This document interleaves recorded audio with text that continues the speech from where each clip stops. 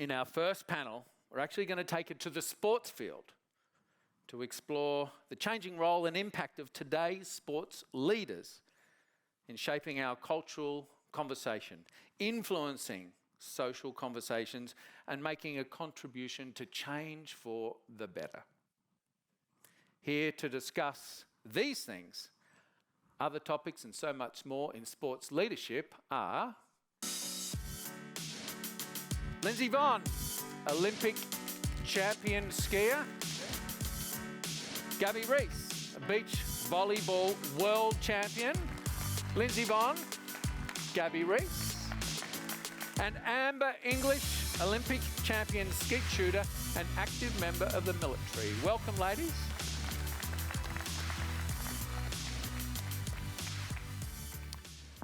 Ladies, take a seat. Thank you. Welcome. Thank you. Buckle up. Are you scared? You're so far away. I think you're right, actually. I know, right? Yeah. I don't want to be over here. I don't know why they put that Very over far there. away. That's a good point. Oh, this feels better. Thank you. So, Amber, then what role do elite athletes like all of yourself, what role do you have in leadership on the field? I think it's fairly clear, but also off the field in terms of being a part of social conversation, because these days there's so many tools that allow you to be in that conversation. In previous generations, perhaps it was more difficult. But what role for elite sports people? You know, I think it's a really unique opportunity that we have, and I'm still learning. I just got off active duty military, so now I'm actually allowed to have an opinion. So bear with me while I find it sometimes in a public way. You know, I think it's just our duty and our responsibility to be, you know, good role models. But also, you know, having that sense of individualism where you can take a stand for the things that you believe in and you know, go through life how you believe. And Gabby, how is that changing over time? How are you experiencing that change or seeing it change in front of you, you know, when you were competitive and now post your career? Well, I'm probably the one, obviously I'm the oldest one here, but when I competed, we didn't have all these other channels. And so I just said that I would try to be as forthcoming as I could be. And maybe the image was an amplification of some of my traits, but that they weren't really inconsistent. But now athletes have all of these other channels. And I think actually it's a great responsibility to have a device that you can be going through something and all of a sudden take your thoughts. I almost wish Twitter could be something that you had to handwrite so that you had to really be thoughtful. Because just because you're a leader doesn't make you an expert on all these other things. And so I think it's just a different nuance. Regardless, I think it's about being a true representation of who you are. And whatever that is, even if you're punk rock and kind of wild, as long as there's some honesty in there. Lindsey, you're probably someone who has, you know, been through that transition, you know, having all of these wonderful platforms and tools to have that conversation, and post, obviously, you were still competitive in that world. How did you find that transition of having everything available to you to sort of put your point of view out there or not? Do you, as Gabby's saying, do you need to be sort of careful in the way you curate that, or are you just like, I'm just throwing it out there? Yeah, I mean, Facebook and social media kind of really exploded right when I won the Olympics in 2010. So it was really interesting because I, you know, all of a sudden was in the spotlight and social media was all of a sudden this big thing, and, you know, my voice was being heard on a totally different scale. But, you know, I've always been very thoughtful about what I say because, you know, to your example, we're role models. You know, we have a responsibility to be leaders and to show the next generation you know, what it is to be leaders and what it is to be responsible. You know, I was motivated to be an Olympian by meeting my childhood idol when I was 9, Peekaboo Street. Oh. What? You know, she's amazing. Yeah, she's awesome. Definitely interesting. But yeah, so I met her when I was 9, and because of her, you know, I wanted to be an Olympian. And so that's kind of always the feeling that I've taken with me when I meet kids. I remember how I was when I was 9, and that's even in social media how I approach it. You know, what would kids think? You know, what what would my grandparents think? And you have to be obviously authentic to yourself, but you have to be thoughtful and make sure that you're setting the best example you can. I mean, I think right there, that's a great lesson in leadership for some of the younger ones for sure. But Amber, you're sort of gold medalist, new to all of this. How are you finding your voice, as it were, as a new and up and coming sort of leader in your sport, but outside of your sport as well? You know, I'm super grateful to even be here on this stage with such incredible athletes and everybody. You know, it's challenging. I wouldn't lie to you. It is very challenging to be an athlete and to meet the demands of what, you know, people expect and think, but also being true to yourself. It is challenging. And along with everybody else, you know, navigating that, you know, with COVID and the cancellations and delays and kind of what is next. It was hard to answer what was next. Gabby, do you find that idea of having that platform, that voice, the following, is that a burden or is that really a privilege? I mean, are there days when you think, I don't really want to talk about that, or I don't have a point of view? You mean like that? the Aaron Rodgers? Yeah, I was just going to say that. Okay, No, well, I mean, No, first of all, a great quote I heard from John McEnroe 20 years ago. You know, be disappointed when no one's asking your opinion. So if you have any sense of all wherewithal, you understand that this is a huge gift. To be able to do something that you love and make a living at it and people say, yay, this is a gift. And you lose the plot, as they say, if you don't recognize that. But I think that self-importance, a real leader understands that, you know, you would do the slogging too. A leader is by example, which means if there's something left, you're not above carrying it or what have you. So I think sometimes when we talk about attention, that's actually quite different than leadership. Mm-hmm.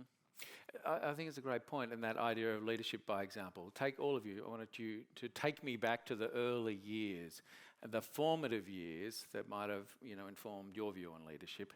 Gabby, describe an attribute or two of a leader or a coach that has stayed with you till today. Well, it's different, you know, than a sport like these guys where they're more individual, even though they have coaches. I think for me, what I have learned about coaches is they're creating an environment for each person to be their best self.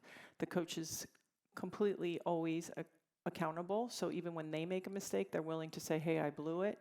And I think finally, and the most important and significant, besides knowing what they're doing, because unfortunately you really want your coach to know what they're talking about, is I care more about you as an individual person first, and then I want you to perform at your highest level, because then you will go through a wall for somebody if you know they actually care about you as a person. Yep. Lindsey, for you, what did you respond to the most? What method, what technique, what really sort of pushed you through when you thought, like, I'm not going to get there? Well, it's interesting, I think, because for me, from a coach's perspective, I really responded well to positive reinforcement. Obviously, I wanted the coach to be straightforward with me, you know, critique me, but positively, you know. It doesn't help, like, in ski racing, we always say if you focus on the thing you're going to do wrong, you're going to do it wrong, you know. So my coach says don't lean in, I always leaned in. So I always try to focus on the positive things, what I'm doing right and how I can do things better.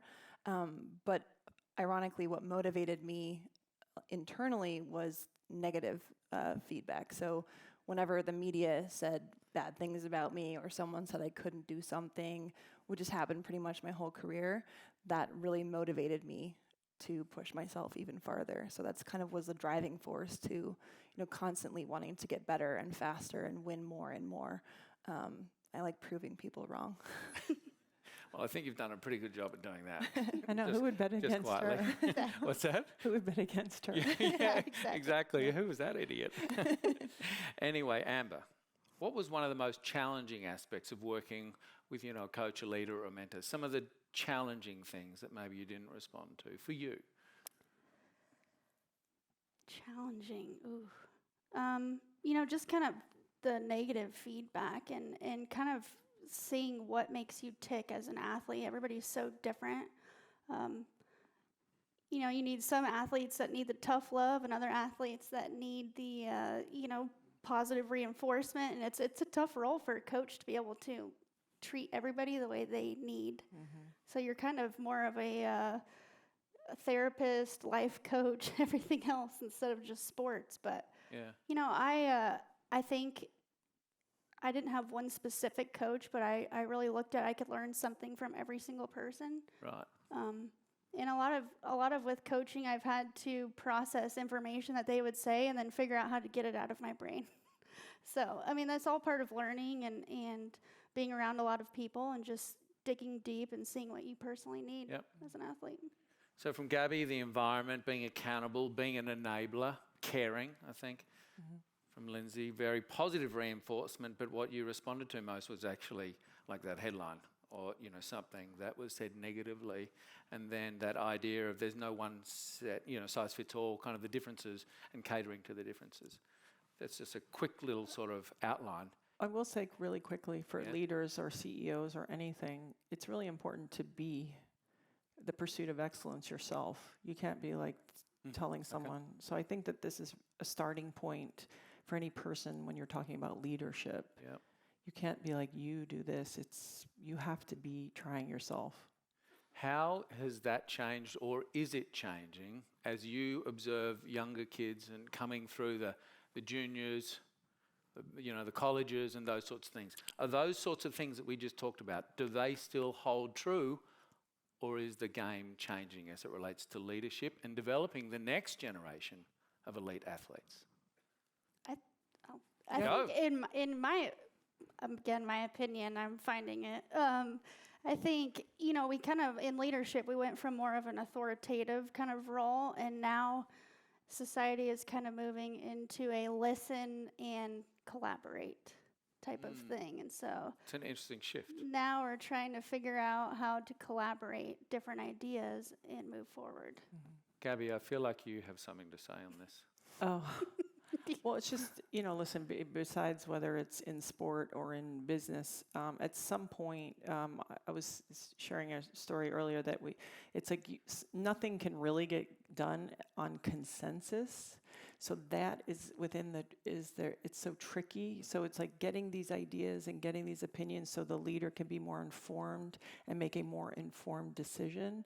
But at some point, a decision has to get made. And so this is a tricky thing, and we were discussing it earlier. It's also sort of an uncomfortable transition that we're in, where the way we have done it versus the way we're trying to move towards. And so it just is very interesting time. I heard Mark Cuban say that his father said, "You're not born into the world you live in." And so I just think it's very interesting to keep your mind open and try to work in these transitions. But at a certain point, someone has to make a decision and someone has to say, do it. And unfortunately, that is uncomfortable, or so it appears for some people. Well, there are some harsh realities to life, and you know, there's no way of getting around that. In some respects. There isn't. I mean, I tried to have my husband have the kids, but it just didn't work out. I bet he wanted maternity leave too. No. Okay, we'll move on. No, he didn't. Lindsey. Why would you want that? Lindsey. I mean, I think everything's changing within sports, and I think within society. I mean, I think athletes, you know, the next generation of athletes, they're getting paid at the collegiate level now. You know, every athlete is understanding that they're a brand. I mean, they have to lead their own brand. You know, and that's a huge responsibility. It's not just sports anymore. It's a business. And if you want to be successful in that business, you have to go above and beyond. You have to do more than everyone else if you want to be successful. There are definitely, you know, some that don't care about, you know, social media or branding or whatever, but that's, I think, few and far between. I think more athletes are really focused on what they can do outside of sport, because sport is the vehicle to get them to where they want to go. But, you know, business is really their long-term strategy. I'm seeing so many more athletes, you know, being investors and, you know, getting into Silicon Valley, and, you know, they're really thinking more strategically. And also I think that that's because athletes have a louder voice now as well. You know, people respect our opinion. I think we're able to be in the room with, you know, for example, today, with many incredible people. And because we have that opportunity, I think people are realizing the possibilities as in this next kind of wave of athletes. But what impact does that have on performance and success? I imagine that when you guys were, doing all of the amazing things that you did, the focus was so maniacal and so singular. You weren't thinking about like sending out tweets to get like a sponsorship deal. Well, Like how is that going to change? This is the experiment, right? Like when you see the basketball twins that make more money, girls, they're going to make $500,000 this year. When I played ball at Florida State, I gave up my scholarship because I started working. So I paid to play my last 2 years. And it is interesting because it'll be interesting to see what happens in performance. Because if all of a sudden you're in college, you're making $500,000, quarterbacks in the Southeast will be making $1 million a year in college. What's the drive? And it's kind of brutal, I know, but it is interesting to see what's going to happen. If you're Lindsey and you're Olympic and a world champion and all these things, you're already in the slot. You're a professional. But when you're in college, the whole payoff and the hyper focus is to try to get there. And I think it's going to be very fascinating to see if they can keep the motivation. But I think the difference is that now, everyone made money off of collegiate athletes except the collegiate athletes. I don't disagree. Well, I think that, for example, most of those college athletes are never going to go to the professional level. There's a very few amount of people. So at least they have the opportunity at this point to make money. Whereas most athletes, get injured, they don't make it to professional level, and then they don't really have an education, and they're, kind of at ground zero again. So I think, obviously it's going to be a balance of, how do you keep them motivated? How are they going to perform well while getting paid? But at least this gives them, something for their effort. You're going to have to learn balance. Yes. Because I guess 1% of all college athletes make it to the pros. So it's a great point. It's just very dangerous to give an 18 or 19-year-old right, which money. is why they should have programs. I think there should be agree. some level of education that goes along with that. I think, colleges have that leadership role of educating their athletes and educating them how they, they use this new income in a way that's going to help them long term and not just, burn it. Yeah. Which most athletes do. Yeah, look at the statistics on NFL players. What I was going to say, do you think that they're just looking to buy cool cars like Range Rovers and houses? Probably. Absolutely. Yeah. Hey, that's is that a problem? I don't know. Well, more Range Rovers, that's fine. Yes, that's absolutely perfectly fine. But They'll have it for a 2-year lease, let's say. you get 4 of them at once. Okay. But with the access to all of this information and seeing so much in front of them, do you think that they actually have the opportunity to be better leaders if they can sort of still remain focused, that is? I really think that, you can do it all, but it takes a certain personality. You really have to be dedicated.